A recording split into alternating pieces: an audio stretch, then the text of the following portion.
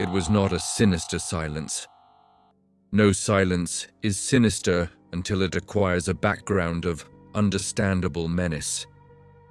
Here there was only the night quiet of maternity, the silence of noiseless rubber heels on the hospital corridor floor, the faint brush of starched white skirts brushing through doorways into darkened and semi-darkened rooms. But there was something wrong with the silence in the basket room of maternity. The glass-walled room containing row on row the tiny hopes of tomorrow. The curtain was drawn across the window through which, during visiting hours, peered the proud fathers who did the hoping. The nightlight was dim. The silence should not have been there. Lorry Kane, standing in the doorway, looked out over the rows of silent baskets and felt her blonde hair tighten at the roots.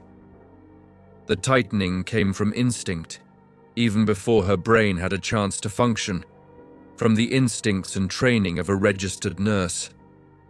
30-odd babies grouped in one room and complete silence.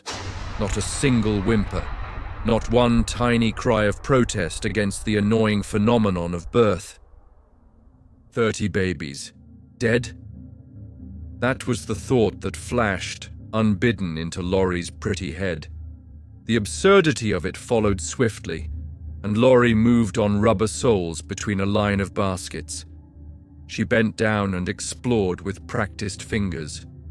A warm, living bundle in a white basket. The feeling of relief was genuine. Relief, even from an absurdity, is a welcome thing. Lorry smiled and bent closer. Staring up at Lorry from the basket were two clear blue eyes. Two eyes steady and fixed in a round baby face. An immobile pink baby face housing two blue eyes that stared up into Lorry's with a quiet concentration that was chilling. Lorry said, "What's the matter with you?" She spoke in a whisper and was addressing herself. She'd gone short on sleep lately. The only way, really, to get a few hours with Pete. Pete was an intern at General Hospital, and the kind of a homely, grinning carrot top a girl like Lorry could put into dreams as the center of a satisfactory future. But all this didn't justify a case of jitters in the basket room, Lorry said. "Hi, short stuff," and lifted baby Newcomb, male, out of his crib for a cuddling. Baby Newcomb didn't object. The blue eyes came closer. The week-old eyes with the 100-year-old look.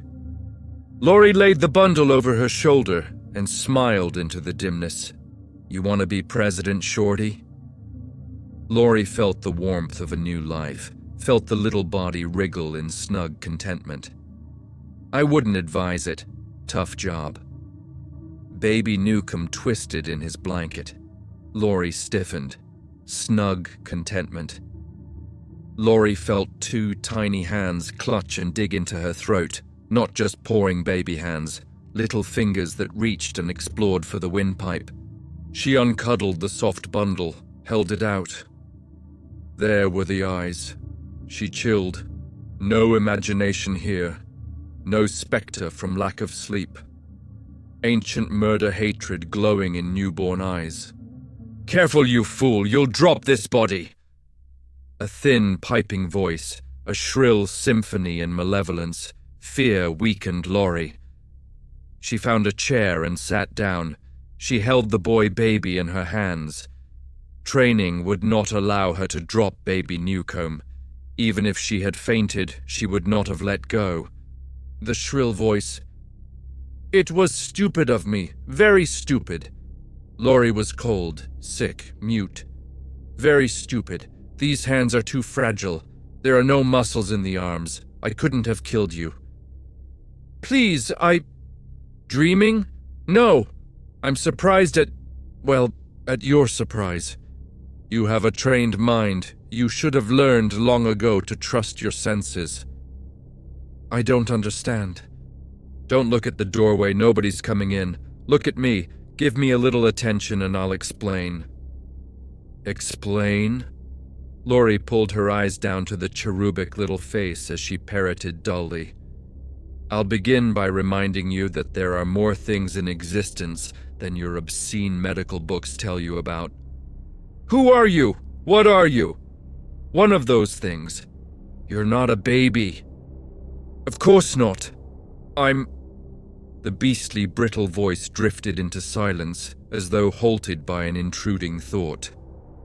Then the thought voiced with a yearning at once pathetic and terrible.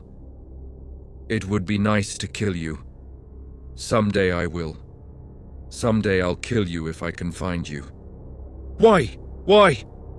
Insane words in an insane world. But life had not stopped, even though madness had taken over. Why? The voice was matter-of-fact again. No more time for pleasant daydreams. I'm something your books didn't tell you about. Naturally, you're bewildered. Did you ever hear of a bodyless entity? Lorry shuddered in silence. You've heard of bodyless entities, of course. But you denied their existence in your smug world of precise, tidy detail. I'm a bodyless entity. I'm one of a swarm.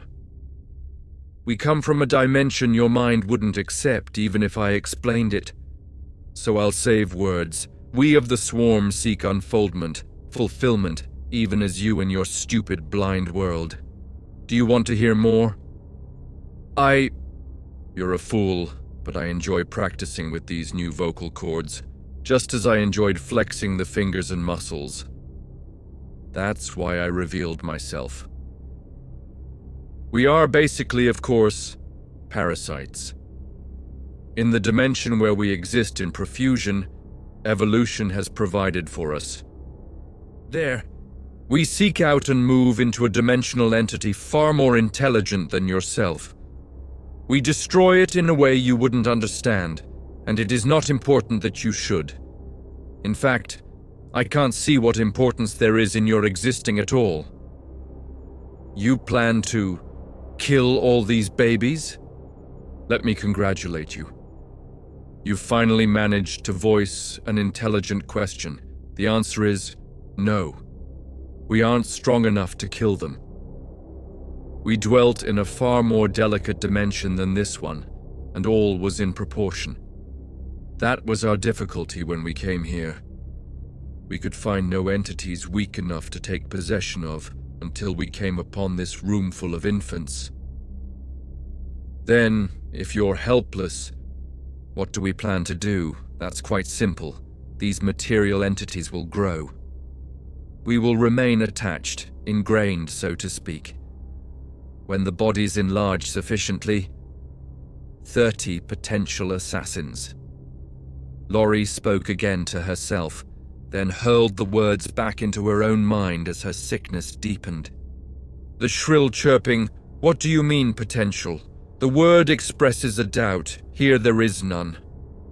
The entity's chuckle sounded like a baby, content over a full bottle. 30 certain assassins. But why must you kill? Lorry was sure the tiny shoulders shrugged. Why? I don't know. I never thought to wonder. Why must you join with a man and propagate someday? Why do you feel sorry for what you term an unfortunate? Explain your instincts and I'll explain mine. Lorry felt herself rising. Stiffly, she put baby Newcomb back into his basket.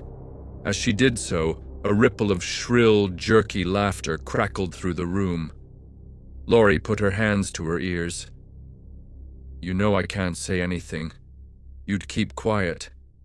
They'd call me mad. Precisely. Malicious laughter, like driven sleet, cut into her ears as she fled from the room. Peter Larchmont, MD, was smoking a quick cigarette by an open fire escape door on the 3rd floor. He turned as Lorry came down the corridor, flipped his cigarette down into the alley, and grinned.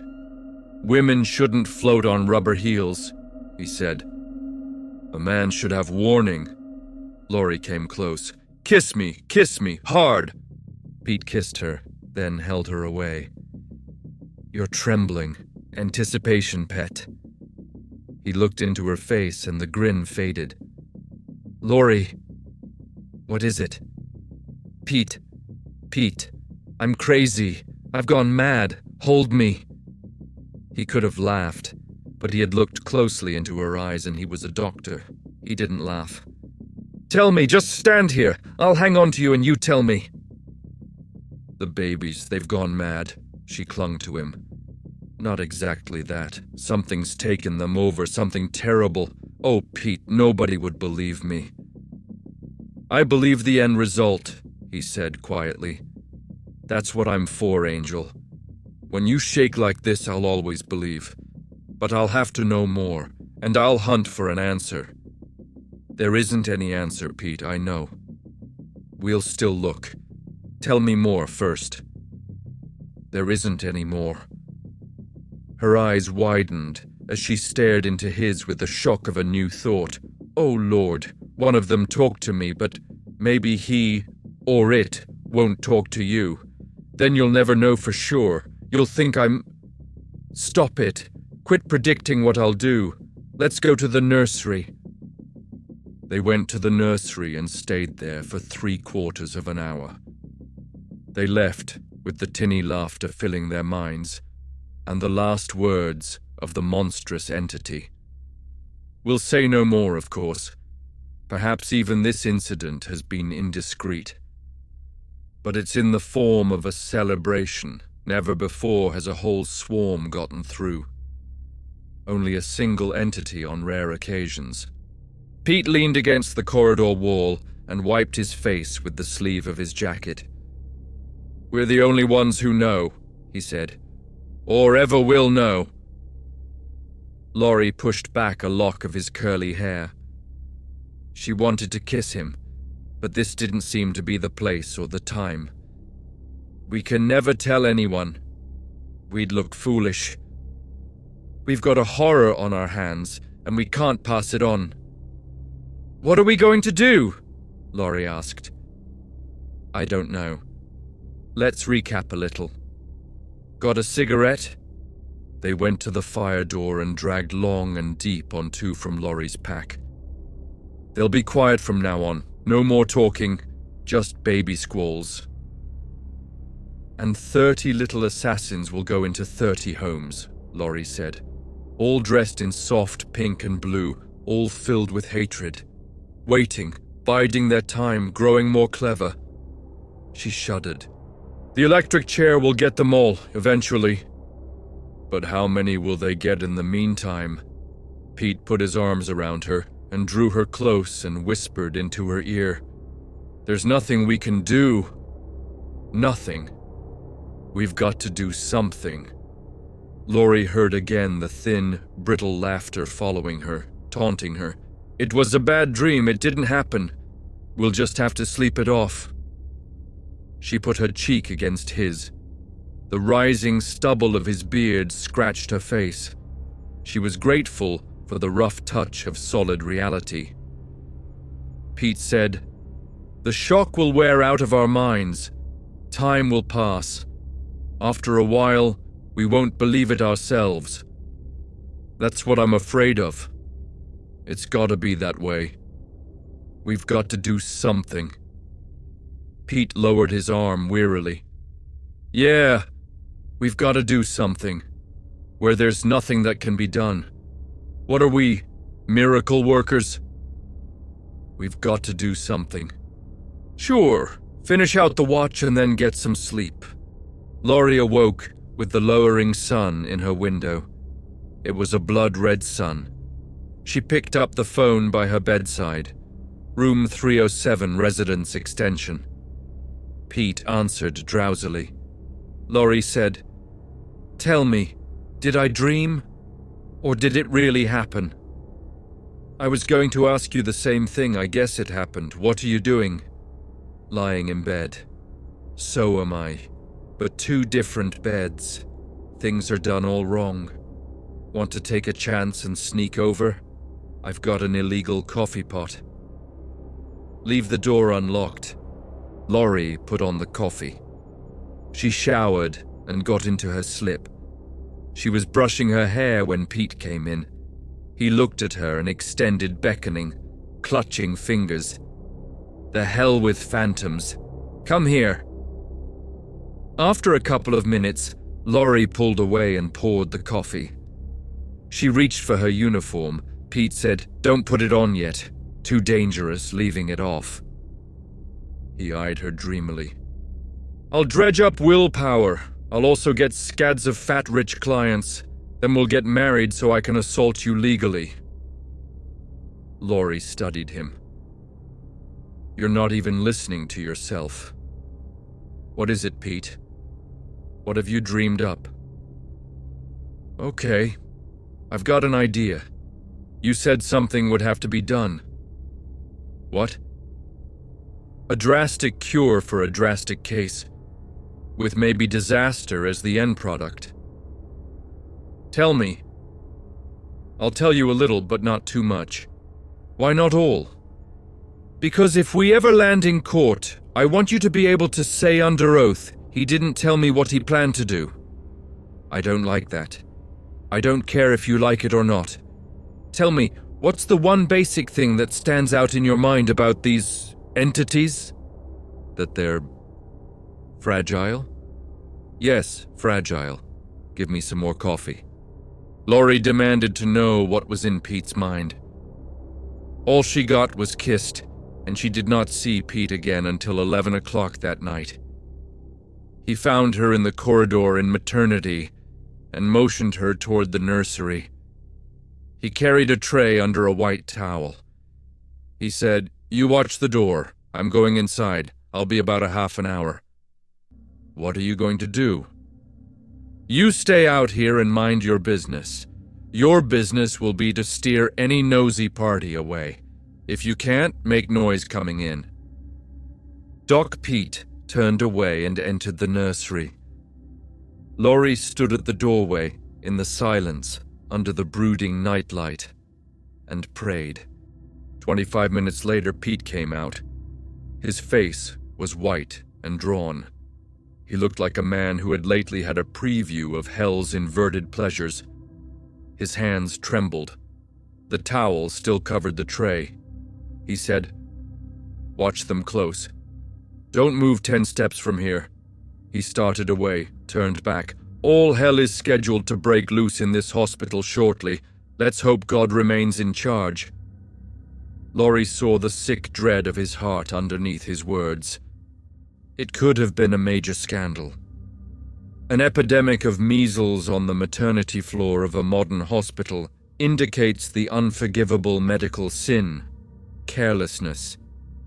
It was hushed up as much as possible, pending the time when the top people could shake off the shock and recover their wits. The ultimate recovery of 30 babies was a tribute to everyone concerned. One, done in, Doc Pete drank coffee in Lorry's room.